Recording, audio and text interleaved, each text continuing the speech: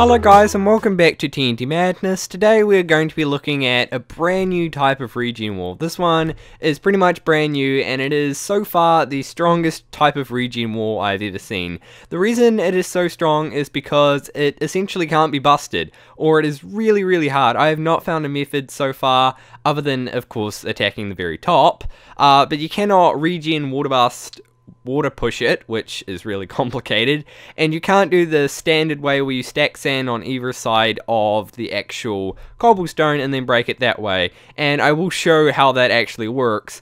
But this thing is really strong because you essentially can't destroy it the generic way, and if someone on a server thinks, oh, they have a regen wall, oh, that'll be easy because they have some sort of double tap cannon or something, then they won't be able to get through these. These are just much stronger and much better in my opinion than most other regen walls, and I'm sure other people have probably looked at these walls before, and I'm sure a few people know about it, but not that many people know about. So just letting everyone know that there's this brand new type of regen wall out there, and honestly, if you do use your old regen walls, I would just throw them out the window. This one is not that much harder to build than a normal regen wall, but it is a lot stronger. So there's a lot to explain, so let's actually have a look at it.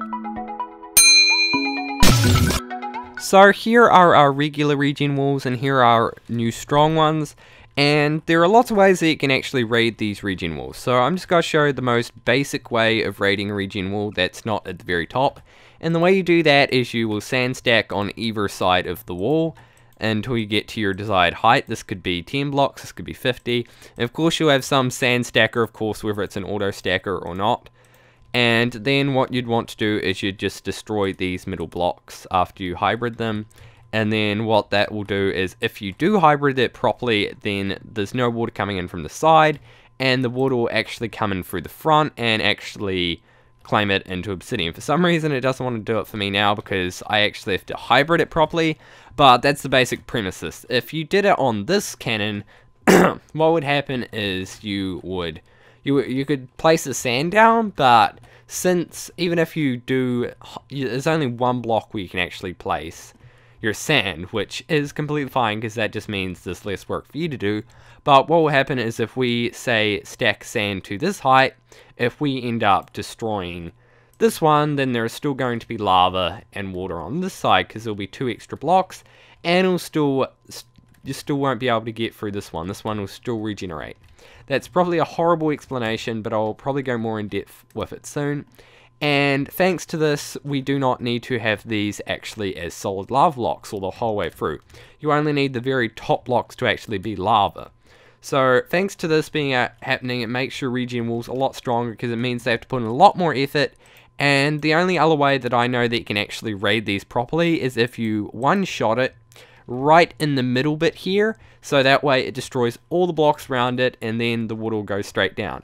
And you can't just one shot, you have to one shot nuke it. So that could be a huge issue for a lot of people, as you have to make a massive cannon for that, and you have to make a huge stacker. So that could be an issue for a lot of people, but these walls in general are just going to be a lot stronger than these walls. So anyway, you probably had enough of me rambling, you know how these work, but let's actually get on with the tutorial.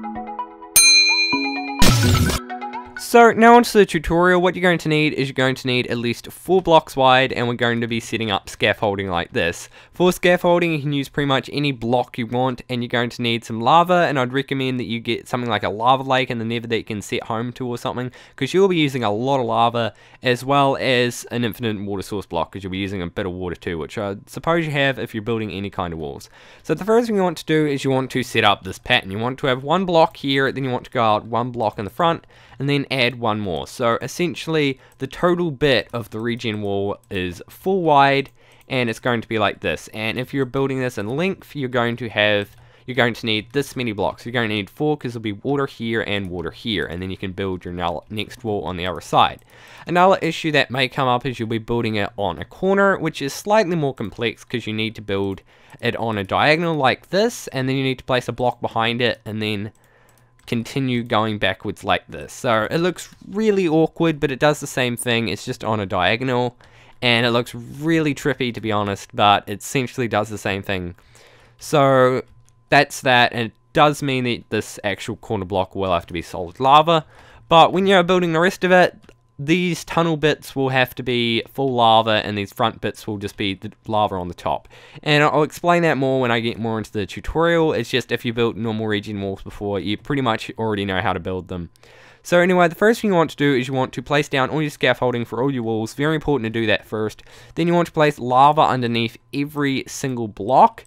And then you just want to wait for this to go down to the very bottom of your base, whether you have scaffolding there to catch all the lava, or if it's a void world, which I highly doubt, or if it's on a bedrock. Whatever it is, you just want to wait for this to go all the way to the bottom. And since this is pretty much at the bottom, next what you want to do is you then want to place water on top of all of these blocks like so that these will create the actual shell for your cobblestone. So this is your actual shell. You are not done yet. This will not make your full regen walls. But what you want to do is you want to wait till all of your wall is generated. This could take a while depending on how big your wall is, but you want to make sure it's all generated so it looks something like this at the top. And now that you've done that, you can actually leave these front bits intact, but you want to take off all the water off your blocks just for now, and that could take a while. So now if you build a regen wall before, there's a few changes that aren't similar to the rest. So these aren't solid lava blocks. What you have to do for a regen wall for it to actually regen is to make all of these blocks solid lava. But since these are our main regen part, we are only going to be using this bit.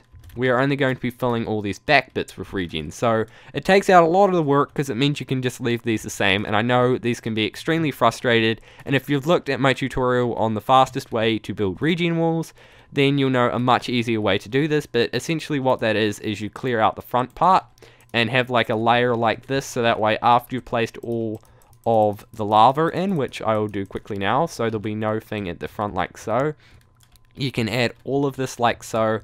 And this, definitely don't want a block there, definitely not. But what you'll do there is you'll place a thing like this, and you'll continue placing a block over top and a block on the front here, and then you place water on the front like so, and then that will just regenerate the wall. So this will be your solid wall at the front here, and then after you have actually filled all these, you can go ahead and place water on top again, and of course you will want the rest of your walls to actually be full of lava. So now that you have done that, as soon as I finish this, as soon as you've done that, placed water on top of all your scaffolding blocks, you will be keeping these here, and you want to remove this so the water can actually go downwards.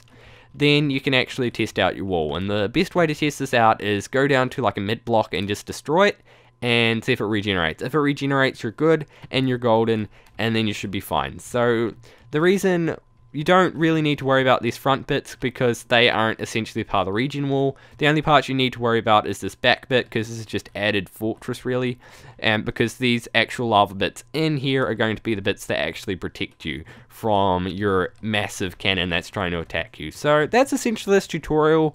So anyway, I hope you guys did enjoy this video. If you want to see more tutorials like that, hit the like button, and I'll definitely do more of them. But anyway, goodbye from TNT Madness.